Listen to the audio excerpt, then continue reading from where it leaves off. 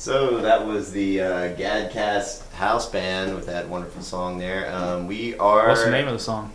The name of the song is GADcast. So this is our first episode of GADcast. We are here to tell you about GADcast and also have some fun.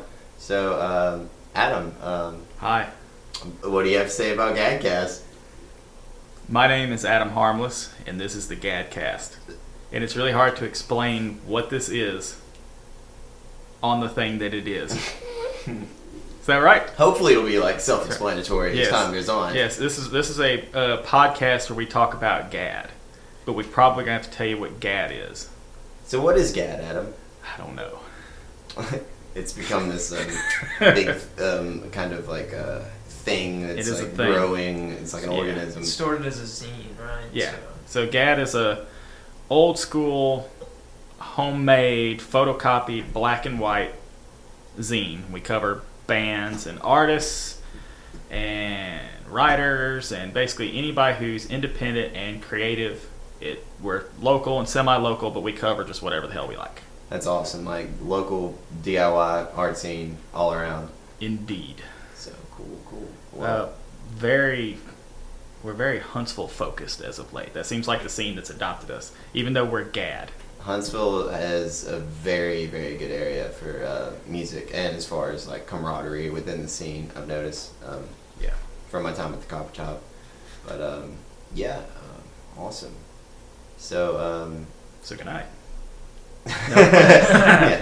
All right. It's 10 p.m. Do you know where your children are? Yeah. Well, yes. So you guys are in a band together. This is Andy. Andy, Yes. say hey. You have to talk. Hi, Andy. You.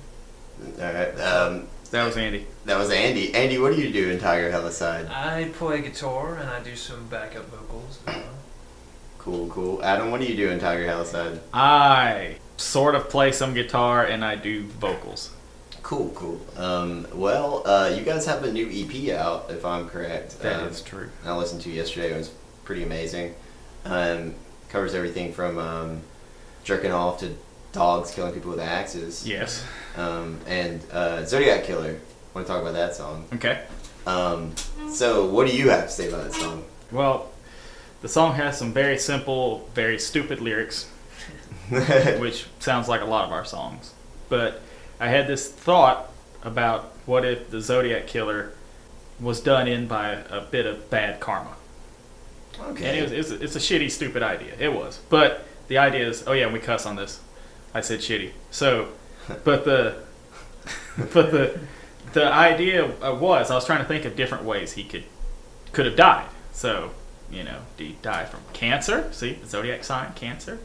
Was he hit by a Ford Taurus? See? No All right, way. see, that's nice. But then, get this, I ran out of stuff. So then I was like, okay, what else do I know about Zodiac stuff from that might be like from that era? Yeah. And a little bit later into it, I was like, not too long after a lot of his killings and stuff, when we start getting into Reagan coming into office, and Reagan was all about his astrologer.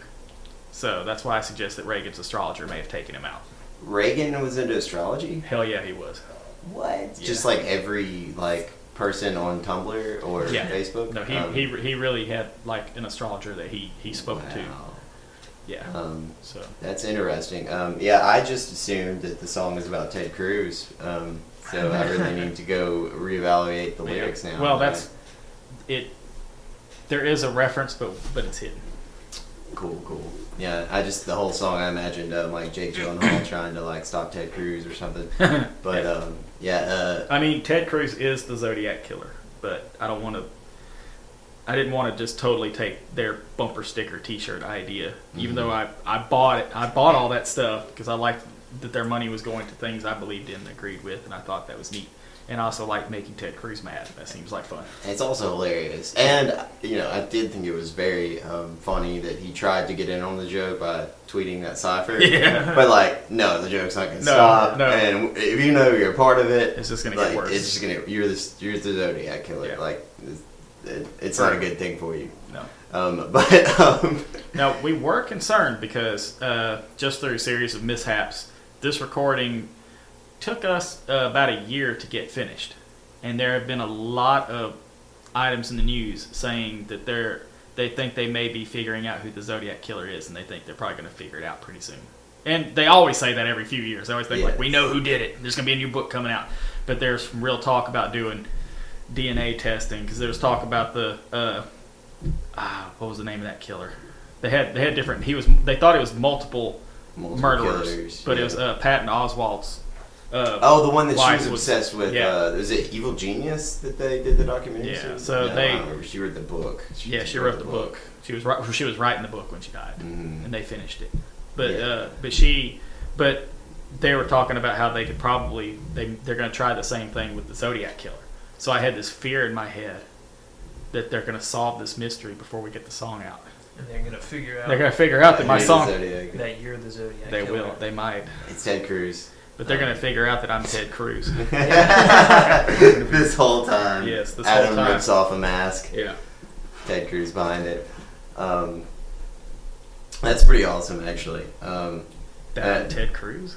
No. No. The yeah, the whole aspect behind the song, the whole general, like concept of it, and the fact that I now know that Reagan was into astrology, which blows my mind. Kind of reminds me of like Nixon with his jelly beans. No, that was Reagan with the jelly beans. That was Reagan too. Mhm. Reagan was into jelly beans and astrology. And, like, Reagan had the mind games jelly and beans stuff? on his desk. So that's where the early classic punk rock compilation "Let Them Eat Jelly Beans" came from. Holy, The old crap. alternative tentacles. I'm like learning stuff here. Okay, and like the popular theories that he went like senile towards the end of his presidency. Mhm. He had Alzheimer's. He did. Yeah. Okay, cool. He was diagnosed with it. I mean, not cool. That's terrible. It runs in my family. It's horrible. Wow. Okay. Well, a lot Could of be Reagan worse. here. It could be Reaganism. Yes, it very, very well could be. So far, I haven't caught it. They will catch Ted Cruz. They will. They will. It's a matter of We would have time. gotten away with it if it weren't for us meddling. Oh, zoinks! You guys have a sequel to the Axe Murderer. Yes. What is it? Is like So the first, It's the third in the trilogy, Yeah. actually. our first song was "Axe Murderer." That appeared on actually It was like the B-side to our first single, and then it appeared on our first album, another version of "Axe Murderer." And then when we recorded our second album, which would be the appearance of Andrew in our band, we did "Axe Murderer 2," which is "Axe Murderer 2, Axe Murderer." Yeah, and so what's the chorus to that one? The chorus to Axe Murderer was definitely just Axe Murderer, right? Yeah, Axe Murderer 2 is recapitate. So, Recapitate? yeah, see, recapitate would be putting the head back on because it has to be a sequel. So the song is the guy just puts the head back on and then tries to basically it's ripping off Weekend at Bernie's Yes. because the lyrics are like, "Can't take you to the prom, I can't take you to the mom, I can't take you to the store, you get stuck in the door. I'm gonna chop you up some more." Yeah, so that's it. So he ends up chopping up the body again at the end. Wow. So that's all it was. It's a stupid song. The original Axe Murderer was a stupid song. It was literally we needed a B-side. We had a song called Romero and Juliet. Yeah, I remember Our that. tribute to George A. Romero. Of course, that was before he died. So hopefully he got to hear it. But I don't think he did. Yeah. So it's a shame. It's a Hopefully. shame. He might still be here if he heard Hopefully it. he's listening to it right now. But we needed a B-side, and we covered Misfits, Teenagers from Mars. I changed the line to Alabama instead of Arizona. I didn't play any instruments on there because I literally couldn't even play the guitar to that. That's how awful I am. So That's cool. I didn't catch the Alabama reference. yeah. So but the Casey Ponder, who at that time was the only other member of the band, because the other two original members hightailed it on us. They were like, "We're out of here." Actually, they just stopped talking to me. Yeah, Casey's a great drummer. Yeah. He really is. So Casey was like, "Well, surely you got a song about an axe murderer or something." I was just like, "Okay." So 20 minutes later, I had a song about an axe murderer for him. So it's stream of consciousness stupidity. I mean, Yes. I hate to keep calling my stuff that I've done stupid, but it is like chop off your head and I leave you for dead, but you're already there. So I grab your hair and I lick your neck. So see, Yeah. that's Yeah, but the chorus is so sing-alongable. That's what I'm saying. So, but it really is like it doesn't make sense. Chop off your head and I'll leave you for dead, but you're already there, so I grab your hair. See, it's just because I was trying to make up rhymes, and I was like, chop off your head and I'll leave you for dead. Well, if you chop off their head, they're already dead. You don't leave them for dead. No. So that's where that went to. Yeah. So each song has somehow managed to get dumber than the original. Well, so the original, I love the chorus because it is fun to be in a crowd screaming "axe murderer" over and over again, especially with like Jacob Reagan like flying under like record shelving and stuff like that, and like flailing about and dancing and stuff, and running into people. That was fun. And now you guys have a third part to the trilogy. Yes, it's Axe Murderer 3 with the last E in murderer replaced with a 3 because I hate that, and I'm gonna make sure I hate this song. And then it's Look Who's Axe Murdering Now. Yes, I thought that song was genius, and it was a lot of fun. And if you can make me laugh the first time I hear a song, then that's pretty impressive. So thank you. That's high praise. So. And what's that song about? It is about an axe terrier. It is about a dog killing people with an axe. Okay, so it's not like part axe, part dog. It's definitely a dog with an axe. It got from the pound. I guess it could be. I guess I'm not very specific in it. So yeah, it's. I like to picture the dog's like face, Yeah. as he's like axe murdering. Yeah.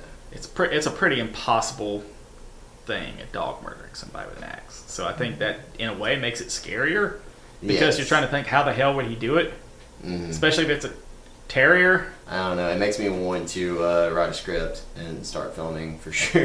Yes, but we're definitely gonna make the Axe Murderer film trilogy as well.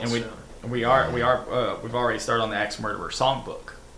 Oh. And see, here's the other thing. This is probably something we should have mentioned. Is all of the different versions of Axe Murderer have almost exactly the same music. The only reason why they sound different is because we have different band members playing them. Oh wow! But otherwise, the music's just about the same. We just literally changed the lyrics. That's why we can't do the sequels live very much. Is because I just blend all the lyrics together. I'm like, where did I leave off? Shit. So, but we've already begun Axe Murderer songbook that has multiple sequels, and all of us are writing lyrics to that, and you can just add them to it, and we'll probably record more versions of it. Some people love that stuff. Some people are like, why are you still doing this? Dude, well, okay, You're better than this. Why are you doing it? I mean, the campy, cheesy horror stuff, like lopping off people's heads and then putting them back on, and then a dog lopping off people's heads. I mean, that's all just a lot of fun to me. You guys have a song called "Jerking Off" on the EP as well. Yes. That's true, right? Yeah, that is true. That song is pretty entertaining. What's that song about? That song is about jerking off. Yep. Okay, well, it is also about time wasting. It's about people wasting your time with stuff. It could be used to apply to people who goof off on the guitar and like show offs on there, and they have to play all these different little intricate things or whatever. like Yngwie Malmsteen types. Yeah. And if you see us playing live, you'll see our hands going up and down the neck of the guitar. It's got the visual. Yeah, the guitar is very phallic. Cool. While we're playing, so there is some neck jerking, and not on us. That's okay. So well, now that's a reason to go see them live. So to watch us jerk off guitars. Yeah, to a song called "Jerking Off." But yes, that's pretty awesome, and the whole wasting time thing. Totally good with that. Kind of reminds me of Waiting Room, Fugazi. We're wasting people's time with this podcast. Yes. Are there any other songs on the EP? We cover "Fuck This Job" by the Boneyard Mafia, because if you buy it physically, it's a split album. Yeah, so that wasn't you guys that wrote that song. That was a cover from them. They cover one of our songs too. They cover Dino Rider. Oh, they covered Dino Rider? Yeah. That's awesome. I want to hear that. Cool. Fuck This Job was an awesome song. It is. I feel like Fuck This Job is kind of an American working class anthem.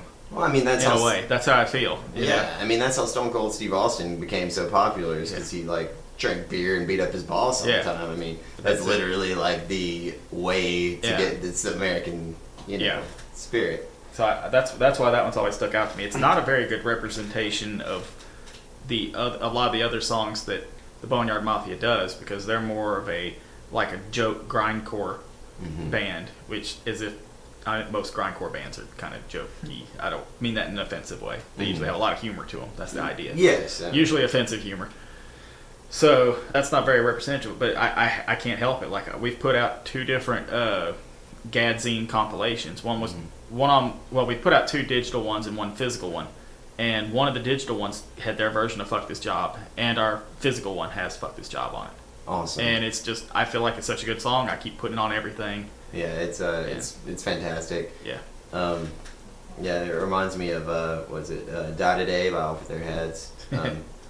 It's really hating your job. Yeah. But that's awesome. So that's basically the whole new EP, isn't it? Well, and there's Kicking Your Ass is a gateway drug. Oh yeah. Oh yeah, Kicking I was trying to forget that one. Great fucking song. Yeah, I love that song. So, it started out, they were just kind of messing around on the album. It was going to be like a really fast song, and then when we were recording it, they slowed it down, and they really liked the way that sounded.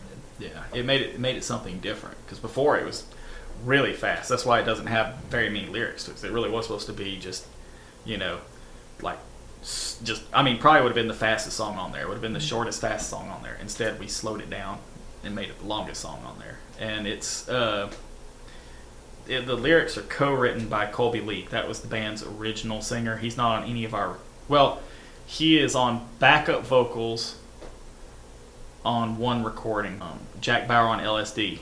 He yells LSD on the last LSD of that song. Awesome. But he was the original singer of Tiger Hellside. And all the very original members of Tiger Hellside, even though they're not on any of the recordings, Casey Ponder. He was on the first album and a lot of the early recordings. But all of them had a lot to do with kind of the direction the band would go in, like the concepts of how things go. And then we've evolved since then with everybody else who comes in. Everybody adds something different and makes it better. That way it's never boring. You still have my stupid voice on there screwing things up and my bad guitar most of the time. But Colby, he co-wrote a couple songs on the first album with me. And he co-wrote Rock and Roll Commando. And he co-wrote... Rock and Roll Commando is one of my favorites. Thank you. That's a whole different conversation than where we're headed. We can talk about the song in a second. But he co-wrote Rock and Roll Commando, and he co-wrote Clouded Moon on the first album. That's the last song on the first album. And both of those, it's funny because both of those are like the longest songs with the most stuff going on in them. So you'd probably think that he had something to do with that. That's not. It's just coincidence that maybe we had more lyrics, so it made them longer. So he helped me write lyrics. But anyway, for Kicking Your Ass is a gateway drug, I literally, there's stupid things I would say, dumb things he'd say, and I wrote them down. Like, I secretly wrote down what he said. I put it in a song, and then I told him, hey, you co-wrote a song. So he didn't actually help write the song, but they're his words. I just told him, you wrote a song. That's pretty awesome. How long ago was that you wrote the song? I kept the words of what he said from, this could be 8-9 years ago. So how did it get pulled back from the shuffle and it's always in my head. Because cool. he said we were describing a fight, and he said, why does your face keep hitting my fist? And then another time he said, your face doesn't need to be a face anymore. So those he's good for for intellectual witticisms like that. Definitely. Yeah. That's awesome. Cool. Well, you guys have the EP and the split. Or most of the songs are on the EP on the split. Is that Yeah. So it's the same thing. It's exactly the same. The EP is the online version of the split. Okay. Cool. So the EP, what it is we, the split is us with Boneyard Mafia, and then the EP online is without the Boneyard Mafia. Because it'd be a lot harder for us to be trying to share their stuff and promote their stuff and Definitely. that kind of thing. So it'd just be easier just to focus on our things, because people want to hear the new songs, but they may not. Nobody likes to buy physical stuff anymore. Yeah, it's weird like that. Yeah. People just don't. Just strange because people don't want to buy digital music either. No, Just, but I want to covet it all. I want it all. So but I mean, plenty of people like to buy physical stuff, and a lot of it is you just have to motivate them to do it, and that's it. I say nobody buys it, but I mean, people will. Definitely. It's just a matter of, but really, it's we're not doing this to make money anyway. I mean, unless you want to pay us, then we'll gladly but accept. Yes. yeah, we will gladly accept money, and I mean seriously, like I literally don't have the skill to sell out, but if I could, I probably would. Yeah, send your checks to GADcast. Yeah, fund us. Yeah, please do. We're gonna start a Patreon. Let's do it. I mean, Kickstarter. I mean, all right, potato salad. Yes. But yeah. All right. Cool. Well, other than that, do you guys have any shows planned or anything anytime soon? Or are you going to? What's your next move? Do you know? Our only show that we actually have nailed down right now is October 27th. That's GAD Fest 3, and that's going to be tied in with the Rocket City punk rock flea market. Oh, and that's in Huntsville. Yeah, GAD Fest, but it's in Huntsville. Yeah, GAD Fest is always in Huntsville. That's what I'm saying. Huntsville is our scene, and it really. We've talked about this before. I don't know if we've ever talked to you about this, but Gadsden right now, we don't have very many places to play. So most of the bands from Gadsden, their city or their town is usually another town. And it gets really weird with Jacob, our drummer, Jacob Reagan, is some of his bands are Huntsville bands, and others of his bands are like Anniston bands or Jacksonville bands or whatever. So it's like, it's weird because he's just here. Yes. But it's just his different bands are popular in different places. I think the term Jacob Reagan Core for like a whole like genre of music is like hilarious and still fun. Because like if it's not Jacob playing drums, it's usually Matthew Harris, who's also in the band. Yes, who's also in Tiger House. What does Matthew do in the band? He plays bass and some drums. Awesome. He plays some drums sometimes because remember you were talking about Jacob like running around acting crazy with the bass. Well, if we have him playing drums, he can't do the bass part. So sometimes we don't kind of switch up instruments. Yeah. Just so we can be ready for any kind of situation. If somebody isn't able to show up for a show or band practice, we can just swap around. I try to picture it sort of like the Junkions in Transformers the movie. Like you'd see them like they'd be like one guy riding a motorcycle, and then they'd knock him off the motorcycle, and then the guy got knocked off the motorcycle would transform into a motorcycle, and the motorcycle that fell down would transform into a guy and start riding the other guy. So they just swap up. Yeah, see, that was a lot cooler than my analogy. I was going to be like, yeah, it's like cross-training in a fast food restaurant. And that was way fucking cooler. So, like, fuck. Well, that's awesome. So I'm going to have to actually go to this GAD Fest. What was the date you said it was? October 27th. Oh, cool. 2018. October 27th, 2018, folks. All right. And it's going to be at Sidetracks Music Hall, which is... That may be my favorite venue out there now. There's a lot of great stuff because they have a lot of big shows there. They also have like smaller ones, and it's just I don't know, I like the people that work there. It seems like just fun. Sweet, I'll have to check it out because the only place I've been to in Huntsville is Copper Top, and I've of course loved every time that I've been there. Seeing Catch a Slug there was intense. Other than that, any more Tiger Hallicide news? Well. We're also kind of working on some acoustic stuff, and we have a planned acoustic album that we're working on right now. And it is not what you expect at all. Right. Everybody has their idea. First of all, everybody keeps making acoustic albums lately. And there's just so many bands doing it. They're going acoustic. It's always been something that pop punk bands do when they can't find a drummer. Mm-hmm. They're like, my drummer quit, so now we're going acoustic and we're going to pretend to be deeper. Yes. Yeah. So it happens a lot. Yeah. So, I mean, it's okay because you might have the time of your life. Yes. So you might have already had a time of my life. But this is. I don't want to give away much, but I think people will be surprised who like Tiger Hellside or hate Tiger Hellside. People who've heard Tiger Hellside will be surprised with it. But I just don't think people are expecting the right thing from this. But it is something we're working hard on. It's something we really believe in, and we do have plans for I guess a follow-up electric album. I guess would be our proper third album. Although I consider everything we put out that's full length, a proper full album. Yes, but it would be like 7, maybe. But we have new stuff we're working on with that. This was we're a little behind, but that just means that when we finally do put out all this stuff, you're going to be like, oh my God, they're putting out so much junk. And we are going to be covering an early Faith No More song because I'm putting together a Chuck Mosley tribute album. I told you before he passed away last year, and I honestly think that Chuck Mosley was in the midst of a Renaissance period. Mm-hmm. His touring band, the Chuck Mosley Band, they were fantastic. They're like what so many little kind of quirky, goofy shoegaze bands what they think they're doing. But he had so much of his personality in there, and he worked that in with the acoustic stuff, and it was really significant to me. I really thought that was impressive. And he had just recorded with Primitive Race their second album, and it's almost everything. I guess some people would want to hear a whole bunch of him singing "We Care a Lot" again, but outside of that, it's what everybody who ever loved Chuck Mosley would have wanted, and it was just fantastic. So it's a shame that happened, but that's how it goes,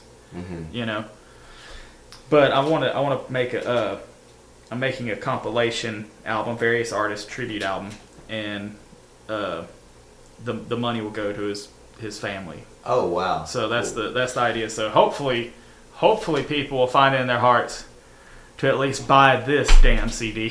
Yes, this will be a CD to buy. But we already have some great bands on there. Johnny B. Morbid's going to be on it, and we have a few locals, and Tiger Hellside's going to be on there, and we're covering "Why Do You Bother," which was the last song on the first side of Faith No More's first album. Oh, cool! And it's a crazy, intense. It's a very heavy song. Chuck Mosley didn't actually write that one, but it was one of his favorites, and I know that from talking to him and reading other interviews with him and stuff.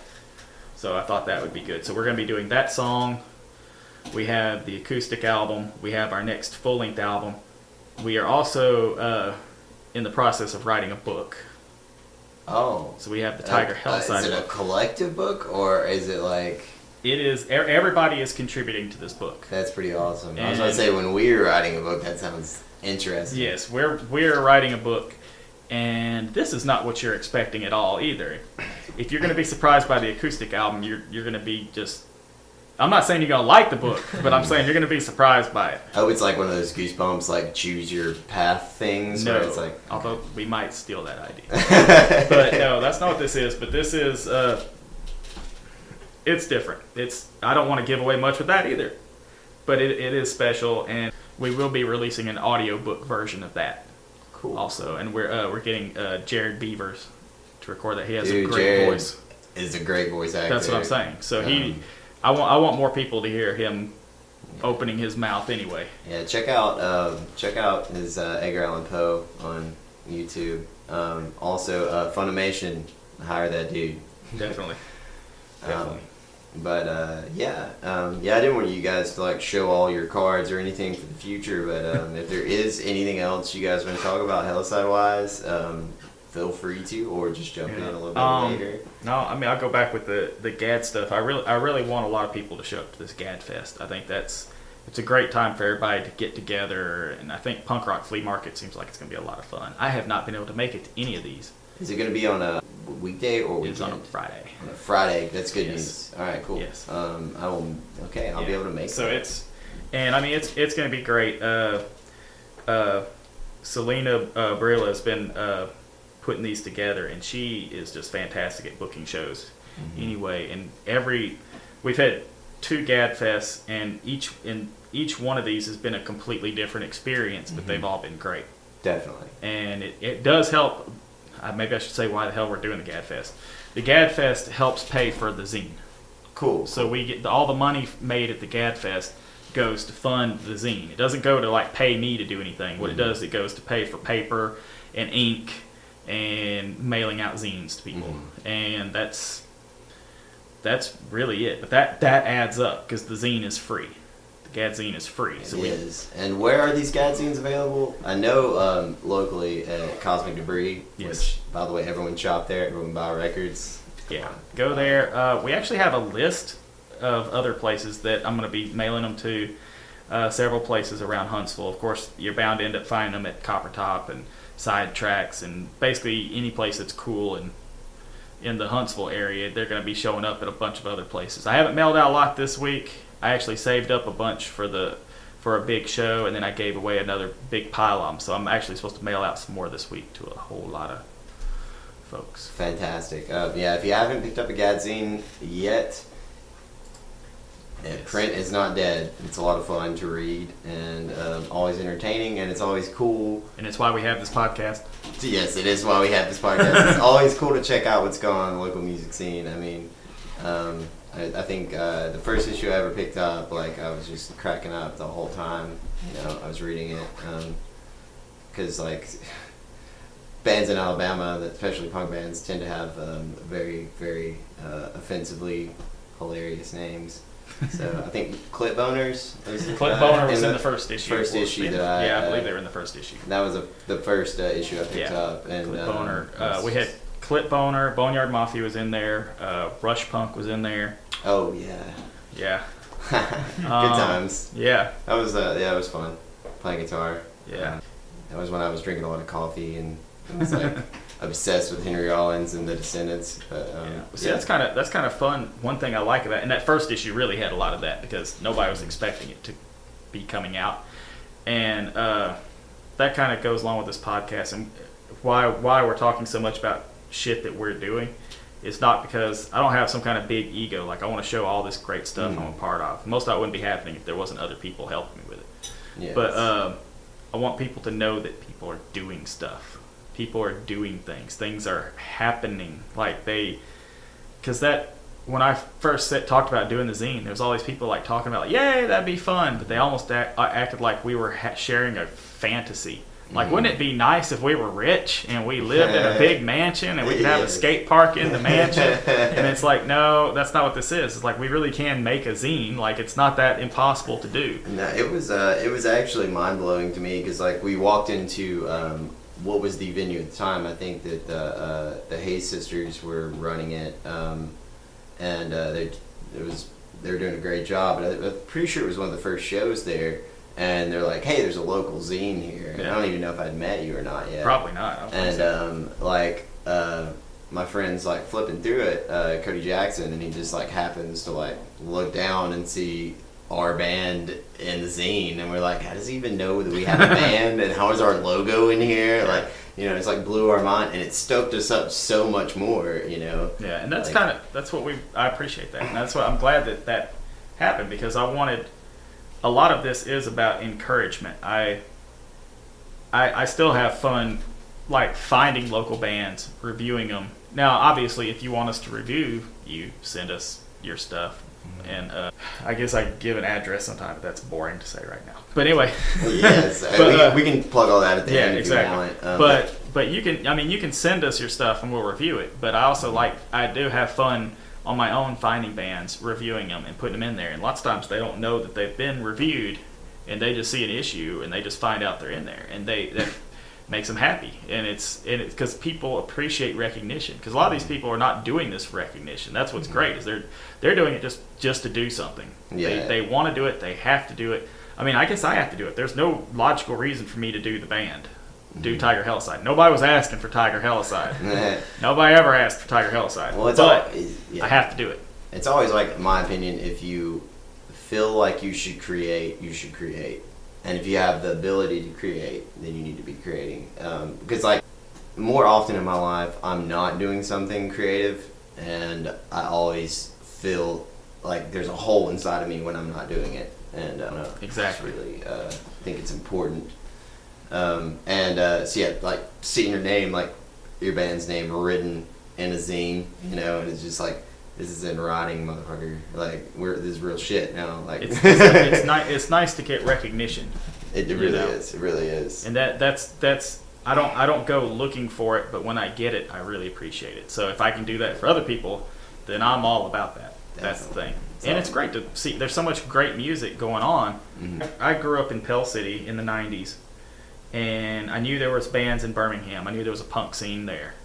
I never really went out there because I was kind of weird. Just art kid, stayed at home most of the time. Mm-hmm. My friends went out there and stuff. But I had no clue of what else was going on. Like, I knew about the bands because I'd seen videos of them playing and stuff. But if you live in or around Birmingham, and it's not like as bad as it was before, but it used to be, because you almost think of Birmingham as the only civilization in Alabama. Yes, like, it's the closest thing to a city. That's exactly how you see it. I was like, it's the oasis of Alabama, and so, you're not. It's not necessarily that anymore. No, and I didn't realize it, but I didn't realize how much was going on. Like, there was a thriving scene in Huntsville, mm-hmm. and honestly, I didn't realize how thriving the scene in Birmingham was. I really didn't know. I knew about a few bands, but I didn't know how much was going on, and I didn't realize how much was going on everywhere else. There was a scene in Gadsden back in the day. There was a scene. There's been several scenes in Gadsden, but there was a scene in Anniston. I found that out like within a couple years after. Well, probably right at the end of high school. You know, I met Rapid Randy and his brother Brian and their bunch. At the time, they were in Board of Education, spelled BORED. That's and then later, genius. Yeah, and then later on, they were in Nicotines and NC-17, a bunch of stuff, and I still love those guys. They're some of the best musicians I've ever met. They should just be writing, I don't know, like beautiful underground pop songs for everybody all the time.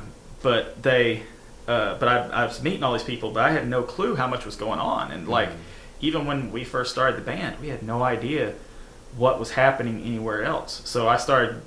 It's funny that the zine owes a lot to the internet, which you'd think the internet would be what killed the zine. Mm-hmm. But I started seeing more stuff, and I started meeting more people. We started playing shows in Huntsville, started playing shows in other places, and finding out. And we found out like how much deeper the Birmingham scene was and had always been. And we found out how much was going on in Huntsville, how much was going on like so many bands from just Gunnersville and just everywhere. And of course, Montgomery. And I've always had a hard time getting information about bands from Montgomery, but now we're starting to go a little bit more. The Amusements are from Montgomery. Was Shut Up Travis from Montgomery? They were a ska band. I just know that. But the Amusements are amazing. You should check them out. They're really, really good. But anyway, they I know like Creep List was from Montgomery. Cool. I liked them. I don't know much about the Montgomery scene. So that's what I'm saying. Curious. So we're missing out on all that stuff, and I hate that we didn't have it. So that's where the zine's coming in. I'm trying to bridge this gap and get other people to find out what's going on here, because one of the things that stood in my way being creative when I was a teenager was I didn't think it was ever going to go anywhere. Mm-hmm. Like, I'd try to get together with my friends, and I did have a crappy band back in the day, but we didn't know where to go. We didn't know that there was an audience. Mm-hmm. We didn't know that there was other like-minded people around, and that did hold us back, and it's important to be an individual, but it's nice to know that you're not an island. Definitely. Yeah, it was really cool coming to Gadsden for the first time. First time I ever went to a local show was when Brad Norris was running the this place downtown, and it was a battle of bands. First band I walked in on was the Rikers, so it was like Morgan Minton up there, just like killing it, Ramon style, and I got to stay there all day, and then I think Robbie Faulkner had a battle of bands at his house. Got to see even more bands, stuff like that. Adam Brooks' band played. They were fantastic. My friend's band from high school, Cavalier, played that show. It was great. It's nice to know that you're not alone. Trying to do something like by yourself as far as music goes. See that there were more punk bands, more hardcore bands, more emo bands. Was very nice. And especially with the Montgomery scene, if you're a band from Montgomery, reach out to us because we need to know more about you guys. Yes. You are alien to us, and yes. we would like to know more about your scene. What's really helped the zine a lot is the amount of creativity. And it's not just like the first punk bands I ever saw and the first ones I ever heard about in Alabama were, and I don't want to take away from their importance because they were still people having fun. And back in the day, in the 80s and the 90s, I say this from my own personal perspective, as bad as somebody might be to you nowadays for your hair sticking up or something, they could be pretty horrible with you back in the day. Mm-hmm. And so these people, they were still in the trying to have fun. They really had to put up with a lot. But I felt like a lot of the bands that I had seen before, the ones, and it's just luck of the draw, the ones that I had seen were kind of wanting to be other bands. They were trying too hard to copy a band they liked. This is their favorite band. Mm-hmm. Now, one thing I didn't realize was a lot of these were like kids, and they may have had a band that copied another band or something, but then they usually went on to some other greater band that was more creative. I've noticed that, like, because a lot of bands' influences will be very apparent in their first projects, and then they'll move on. But then there's a lot of bands whose first records are just, they nail it. Yeah. You know, like, absolutely. Yeah. Yeah. So I'm really impressed to see just how creative of bands we have. There's a whole lot of, it's nice to see so many individuals. And that's not just bands, that's artists in general, writers and stuff. Like I reviewed a few books. Selena's reviewed a book or two. It's strange that, like, I read Alabama Sharp's book, and Alabama Sharp, he was the singer of the Knockabouts, which is like one of the most important early bands in Alabama. Oh, wow. Straight up early punk rock band. You should definitely check them out. I definitely will. But he's in the Go-Go Killers, which is a fantastic band now that you should definitely check out. They opened up for Cancer Slug. Yeah. I'm pretty sure when I saw them at Copper Top, they're amazing. Yeah. So, but he had written a book, and it's a collection of his stories through the years he's written, and some of his crazy doodly art. And it's like just madman scribbled art is, but there's depth to it. Like when you look at it, you start, oh. And as you read the stories, you go, wait a minute, like this kind of goes with it, and like I'm getting more out of this. But the book is so well written, and you wouldn't think that. And like I reviewed Brad Norris's book. He had a book that he had written. Oh, I didn't know Brad had written a book. That's cool. Yeah, so I read that, and it was fantastic. I won't say it was a collection of poetry. And it was, man, what if it's not? I'm going to sound like an ass. I'm like, I think it was a collection of poetry. And he's like, well, it was my diary, you jerk. Either way, it was amazing. So it was so amazing. That anyway, I read a lot. I forget things.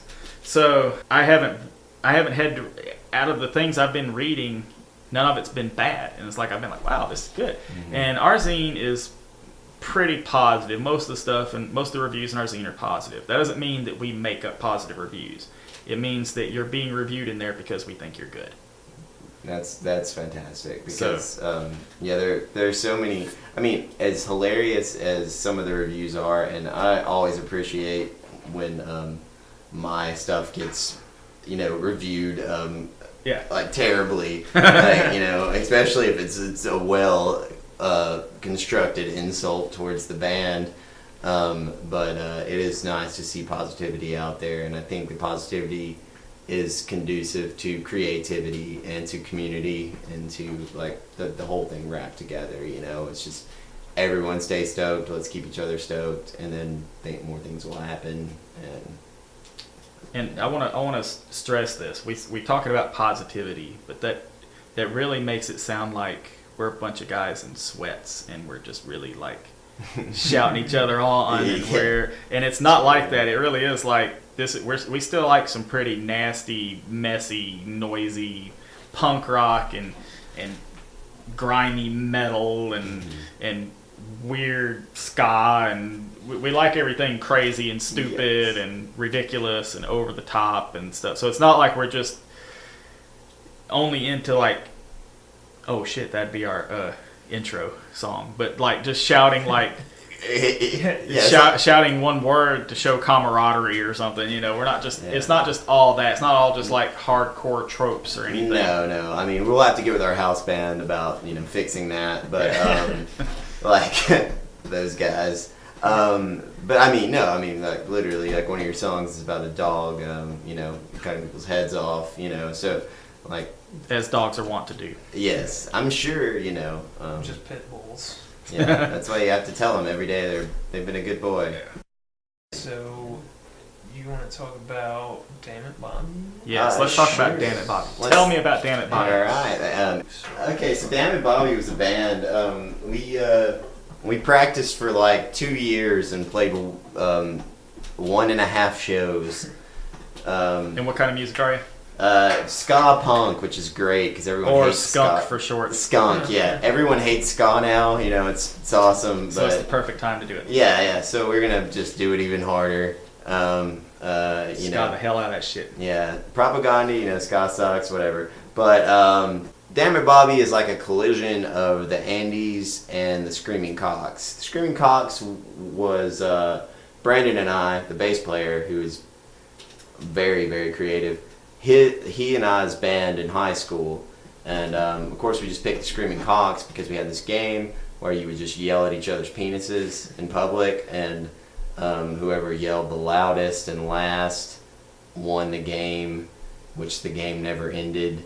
And that's where our name came from. But we just we got inspired by the Reagans, Suburban Skies, all those punk bands in Gadsden and started up. Then Andy started his band, and we ended up forming Damn It Bobby. And we ended up opening, thanks to James Robinson for booking the show, thanks to Hayden Stewart for having the venue. We ended up opening for The Decline, which is one of my favorite bands from Australia. It was fucking amazing. It was like one of the best nights of my life. You're wearing a Decline shirt right now. Yes, I am wearing a Decline shirt right now with Millhouse on the front, and I do have a Bart Simpson tattoo. I love those guys. I can't say anything better. Yeah, they're amazing. And right now we've had officially one practice back as Damn It Bobby. Yeah, the Andes, they were a serious ska band too. They have a record out on Spotify. Yes. Tell us about your record. Right, so this record, we've been working on it years ago, back, it was 6 years ago, and of course the Andes broke up 2012. We were working on this album that it was going to be called The Dead End. And we're working on yeah, it was a dead end for sure. We broke up during that time. We were still working on the album. I was able to kind of finish it up, and I just never really like released it or anything. So, but here recently I had some physical copies of the CD made, and I put the album up on Spotify. So I'm really excited about that, and if anybody wants a physical copy, I have a few of those that I might give out, and of course it's available on Spotify as well. So. Definitely check out the Dead End EP by the Andes on Spotify. Indian Casino is my favorite track. I just really like that song a lot. I think it's because we tried to play it as Damn It Bobby. But I don't know, man. It's just catchy. I have weird feelings about that song. I feel like it might have been a little racist. I don't know. Well, you know, I didn't think about it that way. What's your favorite track off the EP? Probably Sea Bears. Sea Bears. I think my favorite's Poster Child. That's the one I put on the first GAD comp online. He donated that for it. So some people probably heard that. A lot of people loved it. There were a lot of people asking about the Andes for a long, long time. Yes, the sound quality of that EP is fantastic. Yeah. So I'm hoping Damn It Bobby comes back strong. So far, that one practice went very well. We have a song. Are you going to cover Sea Bears? Because that was he said Sea Bears. His favorite Sea Bears was almost Sea Bears. We did work on that the other day. We practiced that, so it is a possibility. Yeah, we might. So that's the one. That's the one that almost made the comp was Sea Bears. And Brandon has said that we do have a trombone player if we really get serious with this, which I already am. So we're probably at least gonna have a trombone player. Hey, if you play any sort of horned instrument and you are okay with the embarrassment of being in a ska band, come out and reach out to us. But as of right now, we're coming back more as I guess just kind of a punk band. I don't know. We're just gonna play whatever. Yeah, definitely. Whatever we feel like. And Andy and I have been toying around with doing a like kind of punk rock karaoke band as well, a separate project, which is probably the only thing more annoying than ska punk. So look out for that as well. It's called That's My Purse. Yeah, it's called That's My Purse because Spin-off. yeah, we only do bands and King of the Hill references now. So Apparently. So you're gonna do an industrial ska band, right? industrial ska band. Yes. That'd be amazing. Ska industrial. Is there a pun we can do with ministry in the name? Yeah, I didn't even know Ministry was an industrial band until recently. All right. Out. Well, No. are they? Yeah, they are. Oh, I'm okay. just telling you, get out. Okay. Yeah. That's how much I know about industrial music. All right. Well, it is. We are nearing the death rattle of the podcast. So, are there any last thoughts from you, Andy? Have a great weekend, everybody. Stay safe and put on sunscreen. Definitely. SPF over 9,000. Adam, you have any final thoughts? I hope you liked this, and I'm sorry. The next one will be better. I agree. We apologize for our selves. And GADFest is when? October 27th, October 27th. and we will be talking more about that. in the Huntsville. We'll future. be talking more about that. Pick up GAD Zine at Cosmic Debris. Go to Cosmic Debris and shop. This is GADcast. We are out.